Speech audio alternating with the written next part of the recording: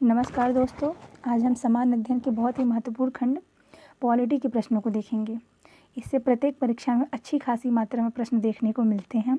यह पार्ट 1 है, आगे भी यह सीरीज जारी रहेगी।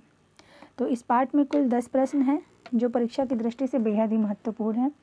इन प्रश्नों को 1 से 2 बार देखिए जिससे ये प्रश्न आपके कभी गलत ना हो, क्योंकि हम कितना ज़्यादा पढ़ते हैं इससे ज़्यादा ध्यान देने वाली बात यह है कि हम कितना ज़्यादा याद रखते हैं। ठीक है, तो चलिए प्रश्नों को देखते हैं। प्रश्न नंबर 1 है, पहला प्रश्न है कि भारतीय संविधान के किस अनुच्छेद में नागरिकों के मूल कर्तव्य शामिल हैं। ठीक है, कौन से अनुच्छेद में नागरिकों के मूल कर्तव्य दिए हुए हैं। तो ऑप्शन देखिए, अनुच्छेद 51 क, अनुच्छेद 50 ख, अनुच्छेद 50 क या अनुच्छेद 51 ख। तो मूल कर्तव्य जो है भारतीय संविधान के मूल प्रति में नहीं थे, मतलब जो मूल संविधान था उसमें मूल कर्तव्य नहीं दिए हुए थे। ठीक है, इन्हें बाद में जोड़ा गया है। तो वो किस अनुच्छेद में जोड़ा गया है, तो आंसर हो जाएगा अनुच्छेद ए 51 क में। ठीक है, 51 क में जोड़ा गया है। और भाग कौन सा है, 51 क में जोड़ा गया है। और जो भाग है, भाग 4 क, यानी कि 4 के क में जो ये अनुच्छेद जोड़े गए हैं, मतलब मूल कर्तव्य जोड़े गए हैं। चलिए दूसरा प्रश्न देखते हैं।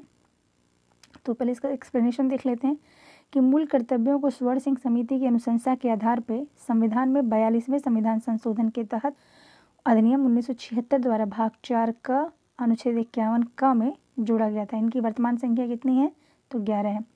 तो जब ये 1976 में 42वें संविधान संशोधन के द्वारा जोड़े गए थे तब इनकी संख्या 10 थी, लेकिन वर्तमान में इनकी संख्या कितनी हो चुकी है, 11। चलिए नेक्स्ट प्रश्न देखते हैं। राज्य के नीति निर्देशक तत्वों की प्रेरणा हमें किस देश के संविधान से प्राप्त हुई है। ठीक है, जो राज्य के नीति निर्देशक तत्व है ना, किस अनुच्छेद में है, तो अनुच्छेद कहाँ से कहाँ तक है, तो अनुच्छेद 36 से लेकर के 51 तक है। 36 से 51 तक राज्य के नीति निर्देशक तत्वों की व्याख्या है। और भाग कौन सा है, भाग 4 है। तो भाग 4 में राज्य के नीति निर्देशक तत्व दिए हुए हैं। और अनुच्छेद कितना है, तो 36 से 51। तो पूछा है कि किस देश के संविधान से हमको नीति निर्देशक तत्वों को हमने लिया है, तो आंसर हो जाएगा आयरलैंड। तो आयरलैंड के संविधान से राज्य की नीति निर्देशक तत्व ग्रहण किया गया है। अब जो बाकी ऑप्शन उन पर भी चर्चा कर लेते हैं। तो ऑस्ट्रेलिया के संविधान से क्या लिया गया है, तो समवर्ती सूची है जो, तो समवर्ती सूची ऑस्ट्रेलिया के संविधान से ली गई है।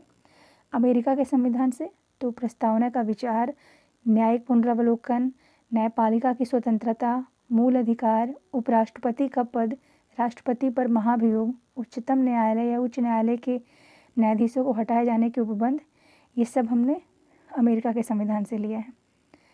ठीक है, तो राज्य की नीति निर्देशक तत्वों को संविधान के भाग 4 में अनुच्छेद 36 से 51 में वर्णन किया गया है इसका। ठीक है, नेक्स्ट क्वेश्चन देखते हैं कि मौलिक अधिकारों के अंतर्गत कौन सा अनुच्छेद बच्चों के शोषण से संबंधित है।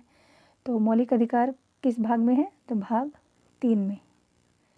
भाग 3 में मौलिक अधिकारों की व्याख्या की गई है। कौन से अनुच्छेद में, कहाँ से कहाँ तक, तो अनुच्छेद 12 से लेकर के 35 तक। अनुच्छेद 12 से 35 तक मूल अधिकार का वर्णन है। मूल अधिकार कहाँ से लिए गए हैं, तो जो मूल अधिकार हैं वो अमेरिका के संविधान से लिए गए हैं। अब पूछ रहा है कि कौन सा अनुच्छेद बच्चों के शोषण से संबंधित है। तो ऑप्शन देखते हैं, अनुच्छेद 17, 18, 23 और 24। ठीक है, तो अनुच्छेद 17 में मूल अधिकार है, ये सारे मूल अधिकार ही हैं, लेकिन अनुच्छेद 17 में कौन सा मूल अधिकार है, तो अनुच्छेद 17 में जो है वो अस्पृश्यता का अंत है। अनुच्छेद 18 में अपराधियों का अंत है। अनुच्छेद 23 में क्या है, तो जो बलात् श्रम कराते हैं ना, क्या कहते हैं, दास व्यापारों पर, उन पर प्रतिबंध लगाया गया है। मानव व्यापार पे प्रतिबंध लगाया गया है। और अनुच्छेद 24 में, तो अनुच्छेद 24 में बच्चों के जो क्वेश्चन क्या है, बच्चों के शोषण से संबंधित, तो वो अनुच्छेद 24 है। ठीक है, चलिए, तो अनुच्छेद 24 के अनुसार 14 वर्ष से कम आयु के किसी बालक को कारखाने या खान में काम करने के लिए नियोजित नहीं किया जाएगा। यह अनुच्छेद 24 में दिया हुआ है, यह मूल अधिकार है।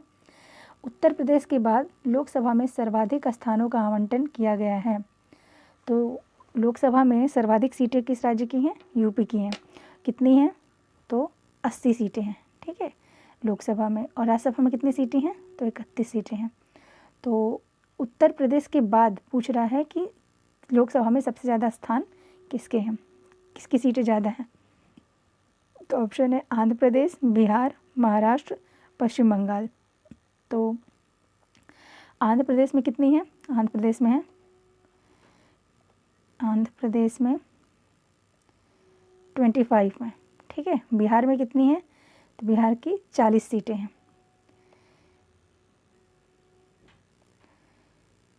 और आगे देखते हैं महाराष्ट्र।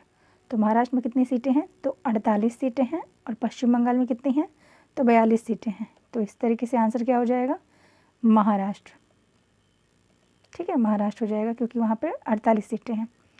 सेकंड नंबर पे आता है महाराष्ट्र। तो लोकसभा में उत्तर प्रदेश की 80 सीटें, महाराष्ट्र की 48 सीटें, बिहार की 40 सीटें और पश्चिम बंगाल की 42 सीटें हैं, ठीक है। तो फर्स्ट पे आता है यूपी और सेकंड पे आता है एमपी, थर्ड पे पश्चिम बंगाल और फोर्थ पे बिहार। संसदीय प्रक्रिया में गिलोटीन का क्या अर्थ है?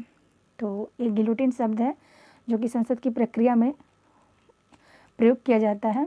तो उसका क्या अर्थ होता है?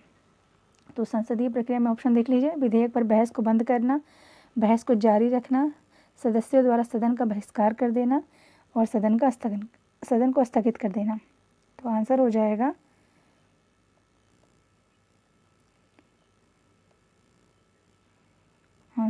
आपका ए, ठीक है, विधेयक पर बहस को बंद कर देना। इसका संसदीय प्रक्रिया में गिलोटीन का अर्थ होता है कि अगर कोई बहस चल रहा है संसद में तो उसमें उसे बंद करने के लिए गिलोटीन शब्द का प्रयोग किया जाता है, ठीक है। तो देख लेते हैं कि आंसर हो जाएगा ए, गिलोटीन समापन का एक अन्य रूप है। इसका अर्थ है जारी कार्य से संबंधित प्रस्ताव पर चर्चा हेतु आवंटित समय समाप्त हो जाने पर सभापति या अध्यक्ष द्वारा मत लिया जाना। नेक्स्ट क्वेश्चन देखते हैं। निम्न में से किसका संबंध संघीय बजट से है? संघीय बजट से इनमें से किसका संबंध है? निंदा प्रस्ताव, ध्यानाकर्षण प्रस्ताव, कटौती प्रस्ताव या स्थगन प्रस्ताव? तो आंसर तो हमारा हो जाएगा कटौती प्रस्ताव, ठीक है, सी। बाकी पे भी चर्चा कर लेते हैं, बाकी ऑप्शन पे। तो जो निंदा प्रस्ताव है वो सरकार की दोषपूर्ण नीतियों के सुधार के लिए लाया जाता है। जो ध्यानाकर्षण प्रस्ताव है वो किसी अत्यावश्यक सार्वजनिक महत्व का कोई सब्जेक्ट है, मतलब कोई विषय है, उसमें मंत्री का ध्यान आकृष्ट करने के लिए लाया जाता है, ठीक है, और उससे कुछ स्टेटमेंट लेने के लिए पद या सत्ता के अनुरूप औपचारिक कथन की प्राप्ति के लिए। जैसे कि अगर रेलवे मंत्रालय है तो उससे अगर कोई रेलवे का महत्वपूर्ण टॉपिक है तो उनसे क्वेश्चन पूछे जाते हैं, उससे उनका स्टेटमेंट लिया जाता है। तो इस तरीके से मतलब जो महत्वपूर्ण टॉपिक है उन पर उनका ध्यान आकर्षण करने के लिए लाया जाता है। कटौती प्रस्ताव तो ये बजट पेश होने पे आता है। जब बजट पेश होता है तो अनुदान मांग पर बहस हो रहा हो तो संसद सदस्यों को धनराशि में वृद्धि का अधिकार नहीं है, वे मात्र क्या कर सकते हैं? कमी। और ऐसा वो किसके द्वारा करते हैं? तो वैसा वो कटौती प्रस्ताव के द्वारा करते हैं। नेक्स्ट है कि स्थगन प्रस्ताव, तो किसी अत्यावश्यक सार्वजनिक महत्व के विषय पे सदन का ध्यान, सदन के जो सदस्य होते हैं उनका ध्यान आकृष्ट करने के लिए स्थगन प्रस्ताव लाया जाता है। तो जो स्थगन प्रस्ताव होता है वो लाया जाता है पूरे सदन के सदस्यों का ध्यान आकृष्ट करने के लिए। और ध्यानाकर्षण प्रस्ताव जो लाया जाता है तो वह मंत्रियों का ध्यान आकृष्ट करने के लिए लाया जाता है, ठीक है। मंत्री किसी विशेष कोई मंत्री है तो उनसे रिलेटेड जो विषय है उस पर ध्यान आकृष्ट करने के लिए लाया जाता है, ठीक है। नेक्स्ट क्वेश्चन है, ये पढ़ लीजिएगा। नेक्स्ट है कि संसद में शून्यकाल की अवधि का समय क्या है? तो जो संसद में शून्यकाल है होता है ना, प्रश्नकाल के जस्ट बाद वाला समय जो है वो शून्यकाल होता है। तो उसकी अवधि क्या है? तो उसकी अवधि जो होती है वो 1 घंटे की होती है। और कब से कब तक होती है तो वही आपको बताना है। तो ऑप्शन हो जाएगा, मतलब आंसर हो जाएगा ऑप्शन डी, 12 बजे से 1 बजे तक, ठीक है। शून्यकाल क्या है? ये वैसे ये भारत के संविधान में जो हमारा लिखित संविधान है उसमें कहीं इसका वर्णन नहीं है, ये ऐसे ही आ गया। ठीक है। तो ये प्रश्नकाल के बाद का जो समय है वो शून्यकाल कहलाता है। लोकसभा में इसमें अधिकतम शून्यकाल में 20 प्रश्न पूछे जा सकते हैं और राज्यसभा में 7 से अधिक मामले नहीं उठाए जा सकते। तो जो 20 प्रश्न पूछे जाने हैं उनको सुबह 10 बजे ही वहाँ जो अध्यक्ष महोदय होते हैं उनको बता देना होता है, उनको सूचित कर देना होता है। तो शून्यकाल में किसी मामले को उठाने के लिए संसद प्रतिदिन सुबह 10 बजे से पूर्व अध्यक्ष को सूचना देते हैं। शून्यकाल के दौरान लोकसभा में 20 मामले उठाए जाने की अनुमति है। ठीक है। नेक्स्ट क्वेश्चन है, राज्यसभा का वर्णन किस अनुच्छेद में मिलता है? तो राज्यसभा का वर्णन किस अनुच्छेद में मिलता है ये ऑप्शन देख लीजिए, अनुच्छेद 79, अनुच्छेद 80, अनुच्छेद 81, अनुच्छेद 82। तो आंसर बता देते हैं अनुच्छेद 79 और फिर अब इस प्रश्न पर चर्चा करते हैं। राज्यसभा, तो जैसे हम जानते हैं कि संसद के 2 सदन होते हैं, एक राज्यसभा और एक लोकसभा। तो जो राज्यसभा होता है इसको हम उच्च सदन कहते हैं। ठीक है, क्या कहते हैं? उच्च सदन कहते हैं। इसके सदस्यों की संख्या अधिकतम कितनी हो सकती है? तो इसके सदस्यों की अधिकतम संख्या 250 हो सकती है, जिसमें से जो 238 हैं वो राज्यों और केंद्र शासित प्रदेशों के प्रतिनिधि होते हैं। ठीक, केंद्र शासित क्षेत्रों के प्रतिनिधि होते हैं, वहाँ से निर्वाचित होकर के आते हैं। और जो 12 सदस्य होते हैं इनको राष्ट्रपति मनोनीत करता है। किन सदस्यों को मनोनीत करता है, मतलब किन को मनोनीत करता है? तो जो संगीत, कला और समाज सेवा, खिलाड़ी हों, ठीक है, ऐसे कानून का ये इस तरीके के विशेषज्ञ हों, ज्ञाता हों, तो उनको ये 12 को ये मनोनीत करता है। ठीक है, और ये 238 निर्वाचित होकर के आते हैं और इनका भी निर्वाचन जो है वो राज्यों के विधानसभाओं के द्वारा होता है। ठीक है, तो और ये अस्थाई सदन है, मतलब कि ये कभी विघटित नहीं होती है। ठीक है, स्थायी सदन है, इसका कभी समापन नहीं होता है और इसके सदस्यों का कार्यकाल 6 वर्षों का होता है। नेक्स्ट पे देखेंगे, नेक्स्ट क्वेश्चन, भारतीय संविधान में निम्न में से कौन सा अनुच्छेद भारत में एक राज्य के राज्यपाल के रूप में एक व्यक्ति की नियुक्ति के लिए योग्यता निर्धारित करता है? यानी सिंपल इस क्वेश्चन का मतलब इतना है, इतना लंबा चौड़ा नहीं, इतना क्वेश्चन का मतलब ये है कि किस में राज्यपाल के लिए, राज्यपाल के पद के लिए अर्हता दी गई है, योग्यता किस में दी गई है। ठीक है, तो वैसे तो ये सारे जो हैं सारे अनुच्छेद राज्यपाल से ही रिलेटेड है, लेकिन क्वेश्चन पूछा गया राज्यपाल के पद की योग्यता की का वर्णन किस अनुच्छेद में किया गया है? तो अनुच्छेद 157 में किया गया है। कुल 2 योग्यताएं हैं। एक योग्यता है कि वो भारत का नागरिक हो, ठीक है, भारत का नागरिक हो, और दूसरी योग्यता है कि उसकी 35 वर्ष की आयु हो। तो जो 35 वर्ष से कम ना हो, उससे अधिक हो सकता है। तो जो भारत का नागरिक होना चाहिए, जन्म से नागरिक नहीं होना चाहिए। जिस समय उसको राज्यपाल चुना जाना हो तो उस टाइम पे वो भारत की नागरिकता ग्रहण किया हो।